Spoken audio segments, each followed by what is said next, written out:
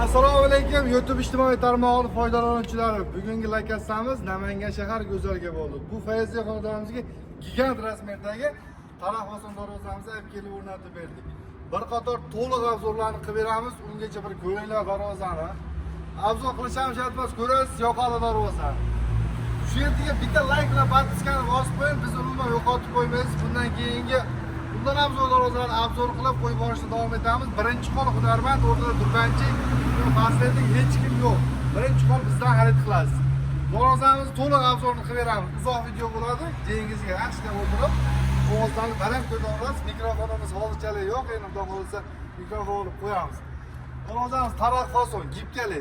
Taroqlarni chop borgan holatda bu yerlarni ham gibka qilingan. Darvoza uklonli shumka, steklovat ustida avtomobilni shumka qilingan. Lislarimizga keladigan bo'lsa, 2 qavat holatda qilingan. Umuman shum degan narsa yo'q.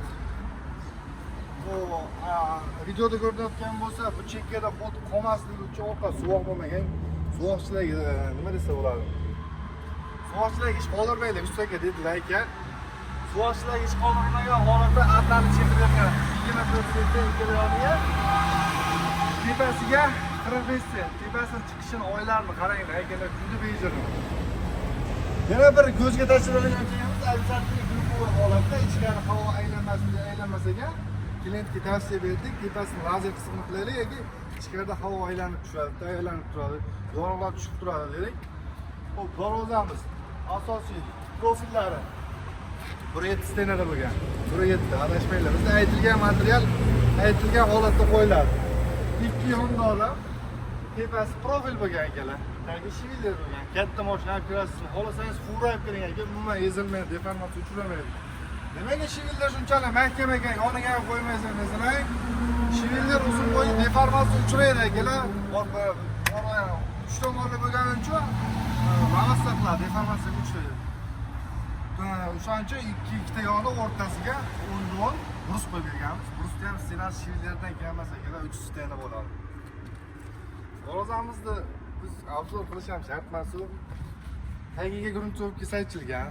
3 etapli kraska saychilgan. Ustidan avtomobilning layklar bilan jihozlangan. Darvozamiz matli holatda bo'lgan. Zamoglari 8lik, 6lik emas akalar. O'sha yopilsin qaranglar.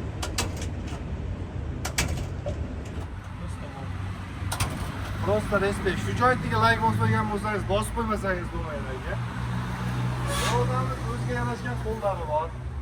Darvozamizni ortiqcha maqtavrasan demanglar. Bitta telefon qilib zakaz bering, uyingizga borgandan keyin maqtaganingchalik bor ekan deysiz. Darvozamiz orqa tomoni qanday deydiganlar uchun ko'pchilik so'raydi. Orqa tomonni ham bir qator ko'rsatib o'tamiz.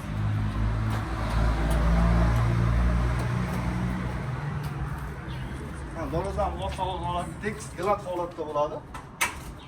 Zamoglari ham 5 tali zo'r original. Och yopish. Yengil holatda och yopiladi.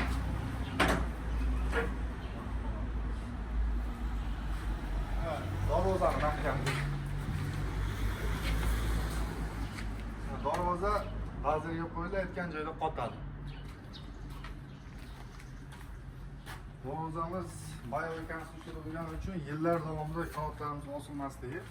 Osilishi mumkin, mana miqdorda yarim sentdan yo'q osilmaydi. Uzoq yillar davomida xizmat qiladi, xudo xolasa bu Fayzli xonadonimiz. Kimnikiga shunaqangi temir ishlari kerak bo'ladigan bo'lsa, pastda raqam bo'ladi. Usta Ahrorbek. Orqaga ishlarini tez sifatida qilib bitirib beramiz. Darvoza dunyosi doim sizlarga yaxshi ulashgan, bundan keyin ham ulashib keladi. Sog' bo'linglar.